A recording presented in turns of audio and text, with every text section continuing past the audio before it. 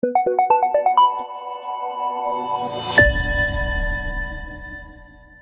tentara dan polisi dan rakyat, perlipat gandakanlah usahamu membasmi pengacau-pengacau itu. Segala jalan harus dilalui. Kalau kata-kata saja tidak dapat menyehatkan jiwa yang keblinger, apa boleh buat? Suruhlah senjata berbicara satu bahasa yang lebih kuat lagi.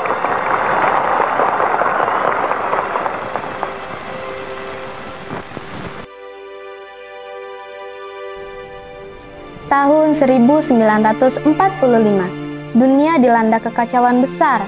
Jepang menyerah kepada sekutu setelah 2 bom atom mengguncang Hiroshima dan Nagasaki. Di Nusantara, berita itu menggetarkan hati. Sebuah harapan lama mulai menemukan jalannya, kemerdekaan Indonesia.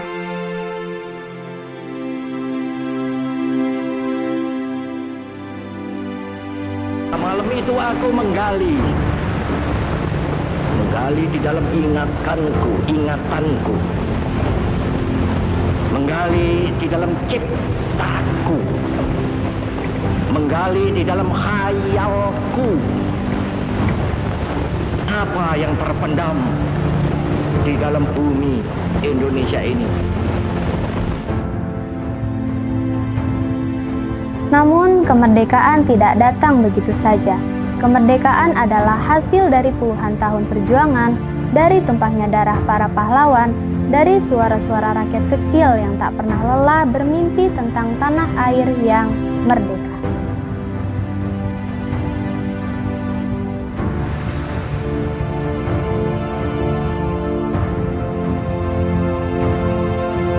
Di tengah kekosongan kekuasaan setelah Jepang menyerah, para pemuda Indonesia bergerak cepat.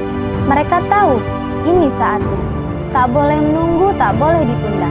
Pada 16 Agustus 1945, mereka membawa Soekarno dan Muhammad Hatta ke Rengas Dengklok, jauh dari pengaruh Jepang, agar keputusan proklamasi diambil murni oleh bangsa Indonesia sendiri.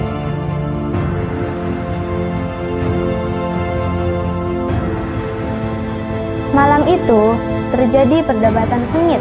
Soekarno dan Hatta ingin menyusun langkah dengan hati-hati, sementara para pemuda mendesak untuk bertindak cepat.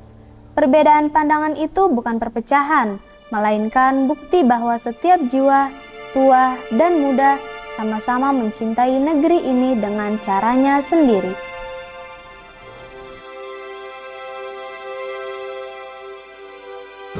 Keinginan dan semangat dan tekad untuk merdeka. 1000 dewa dari kayangan tidak bisa memerdekakan sesuatu bangsa yang di dalam dadanya tidak berkobar-kobar semangat, kemauan, tekad untuk merdeka. Ya, kita memang telah berjiwa banteng. Ya, kita pada waktu itu memang telah bertekad banteng. Ya, memang benar kita pada waktu itu telah bersemangat banteng.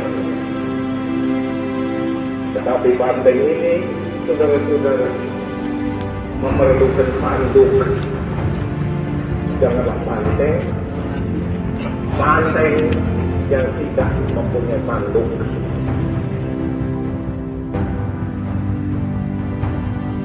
Keesokan harinya, setelah kembali ke Jakarta, mereka berkumpul di rumah Laksamana Maeda. Di sebuah ruang kecil, dalam suasana tegang dan penuh harap, Soekarno, Hatta, dan Ahmad Subarjo menyusun naskah yang akan mengubah sejarah bangsa.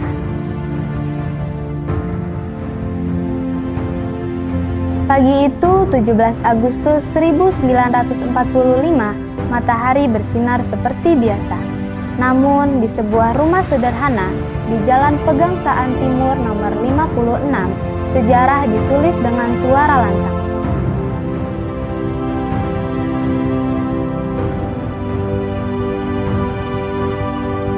Di hadapan segelintir rakyat, tanpa upacara besar, tanpa pengeras suara, Soekarno membacakan proklamasi.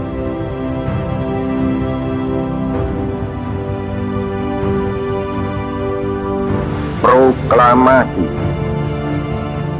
Kami, bangsa Indonesia, dengan ini menyatakan kemerdekaan Indonesia. Hal-hal yang mengenai pemindahan kekuasaan dan lain-lain diselenggarakan dengan cara saksama dan dalam tempo yang sesingkat-singkatnya.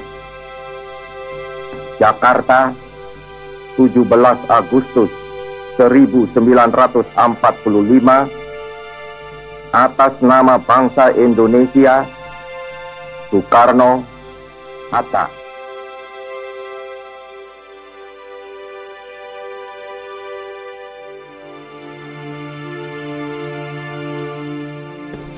Kata-kata itu menggetarkan jiwa, tidak hanya mereka yang hadir pagi itu, tapi seluruh rakyat di pelosok negeri. Tanpa senjata, tanpa peperangan terbuka, Indonesia berdiri dan menyatakan kepada dunia, kami telah merdeka.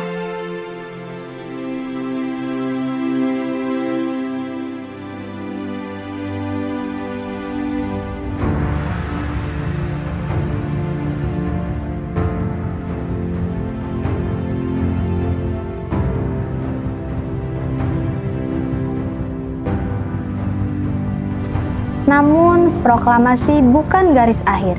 Ia adalah titik awal perjuangan baru. Penjajah belum benar-benar pergi. Ancaman datang dari segala arah.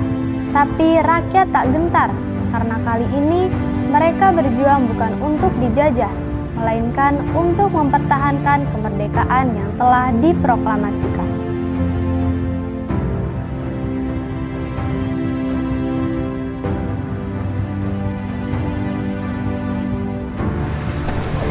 Dan hari ini, lebih dari 7 dekade kemudian, kita mengenang hari itu bukan hanya sebagai catatan sejarah, tapi sebagai warisan tanggung jawab.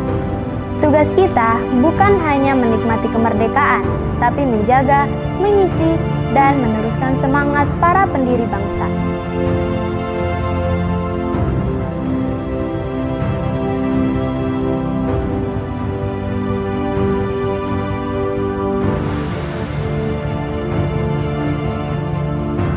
Merdeka adalah hak, tapi mempertahankannya adalah tugas kita semua. Dirgahayu Republik Indonesia ke-80. Bersatu berdaulat, rakyat sejahtera, Indonesia maju.